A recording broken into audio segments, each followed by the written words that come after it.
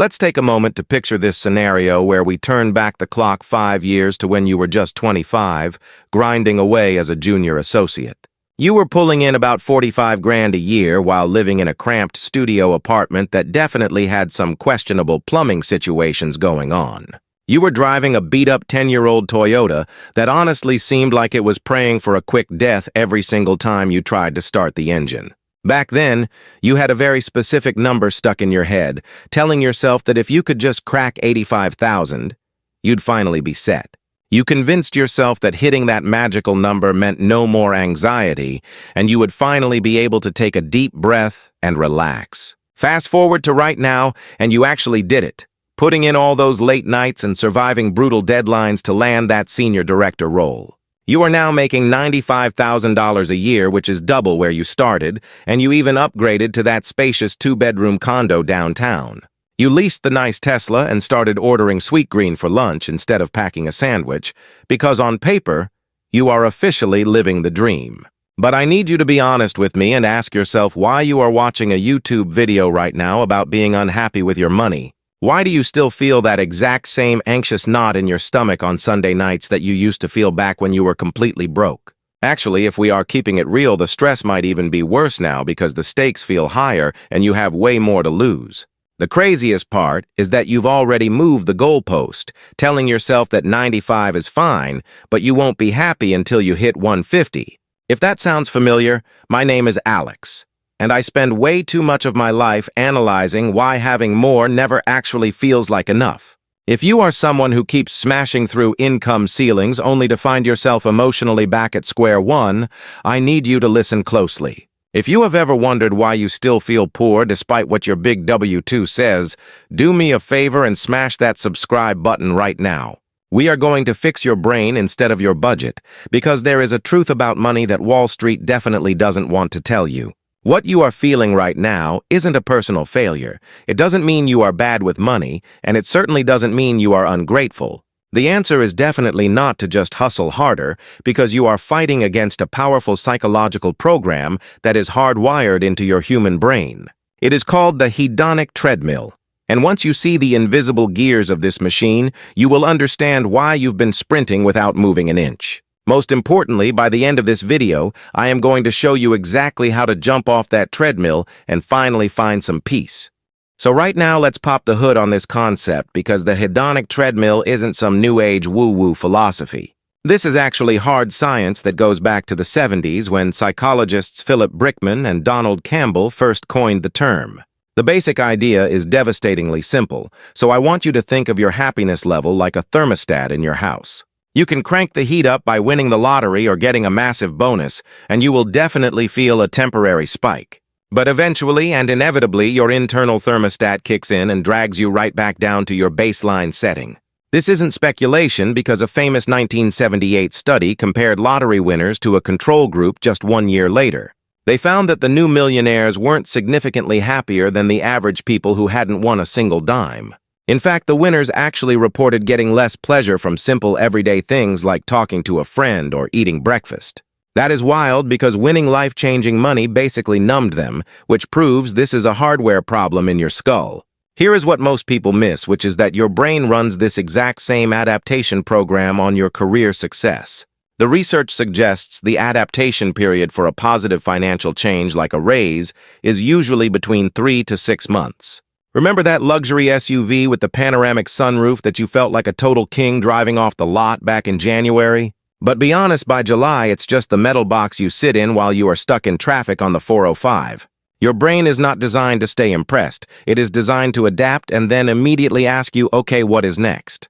You have probably heard of the famous Princeton study that found emotional well-being hits a ceiling around $75,000. I hear you screaming about inflation, and you are right. So in today's economy, that number is probably closer to 105. But a newer study from Wharton suggests that while happiness does continue to rise past 6 figures, it happens much slower. Think of it like eating pizza, where if you are starving, that first slice of pepperoni is an absolute 10 out of 10. By the time you get to the 5th slice, you are just chewing, so you are eating more but enjoying it way less. That is diminishing marginal utility. Where going from 50 to 100,000 solves survival problems and changes your life. But jumping to 200,000 might double your stress and working hours for a tiny fraction of emotional return. Yet the financial advice industry has a vested interest in keeping you on that treadmill running until your legs give out. Because if you realize the destination was a mirage, you might stop buying their courses and step off the machine. Now let me show you exactly how this plays out in real dollars and cents, because while abstract psychology is interesting, watching your bank account flatline is terrifying. Let's look at a hypothetical scenario where you are 28 years old making 65 grand a year, and after taxes and benefits, you take home roughly 4,000 a month. Your life is basic right now, paying $1,800 for rent, driving a paid-off sedan, and cooking at home, so your total essential expenses are around $2,800. That leaves you with $1,200 of fun money, which feels a little tight, sure, but you are making it work, and honestly, you are doing just fine. Then boom, you finally get that promotion and now you are making $90,000, so after taxes, your take-home pay jumps to about $5,400 a month. That is a massive leap, meaning you theoretically have an extra $1,400 every single month, so you should be absolutely stacking cash right now. But here is what actually happens, which is called lifestyle creep, where you decide you are too old for laminate countertops and sharing a laundry room with strangers. So you move to that luxury complex with the granite island and the resort-style pool, and just like that, bam, your rent goes up by $700. You look at your old car and think, I am a director now, I need to look the part, so you lease a nice German SUV costing another $500. And because you are working harder, you stop meal prepping and start ordering Uber Eats constantly and shopping at Whole Foods instead of Trader Joe's, adding $400 to expenses.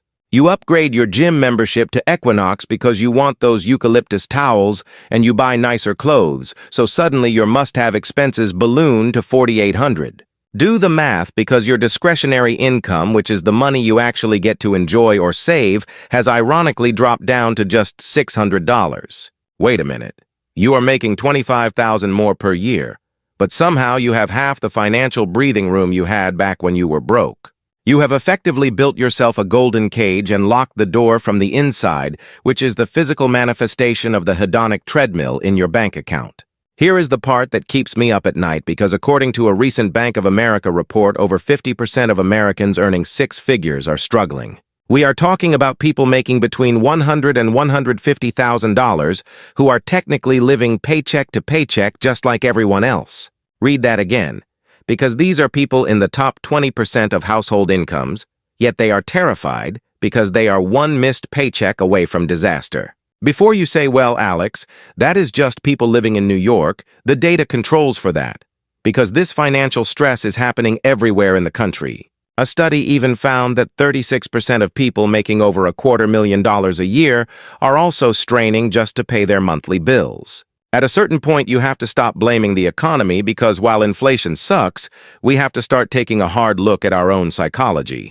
These aren't people who can't afford their lives. These are people whose lifestyle has expanded like a gas to consume every single available dollar they earn.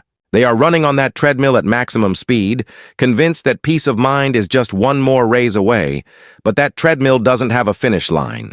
Right now, you might be thinking, okay, Alex, I get that the treadmill is evil and lifestyle creep is a dangerous trap.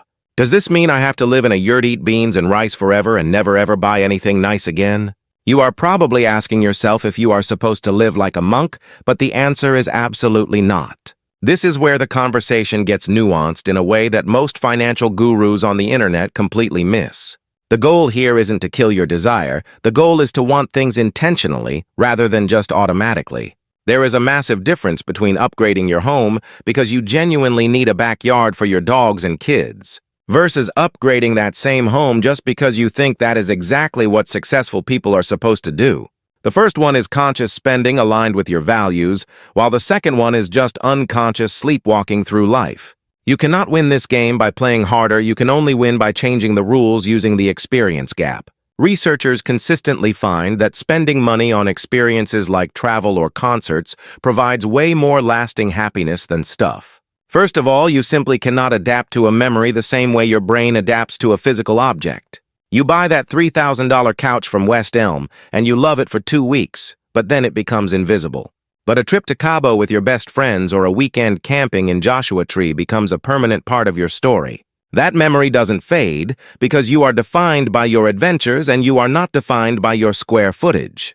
Here is the financial twist I love, which is that experiences are often way cheaper than the material upgrades we buy. That camping trip might cost you $300, but the massive truck you bought to fantasize about it costs 60 grand.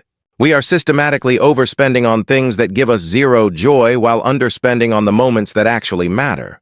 This brings me to the second mental trap, which is subtle and dangerous, and it is called the arrival fallacy.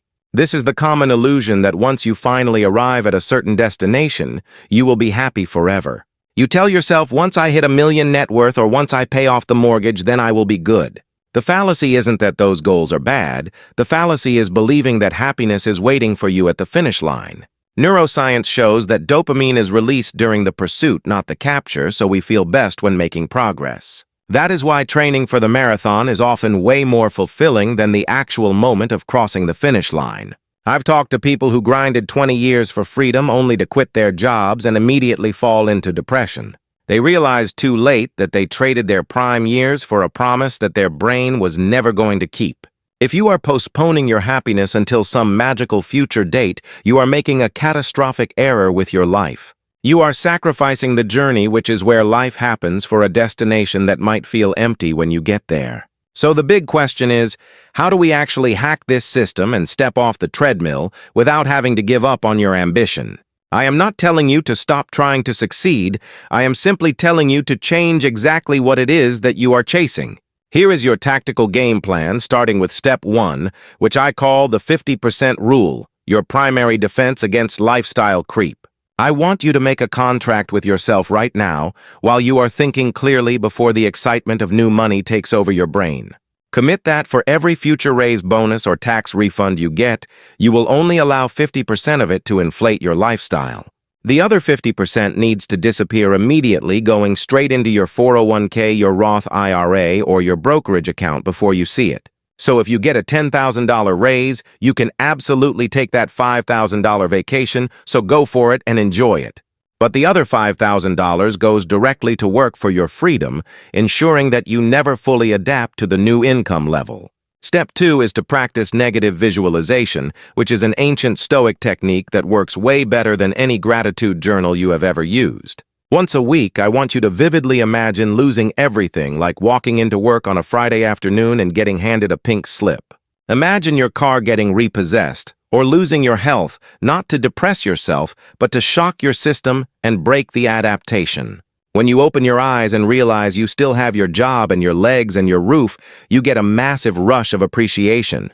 That gap between the disaster you imagined and the reality you live in is exactly where happiness lives, so stop taking things for granted. Step 3 is the ultimate reframe, where you buy time, not stuff, because science shows that buying time leads to way higher life satisfaction.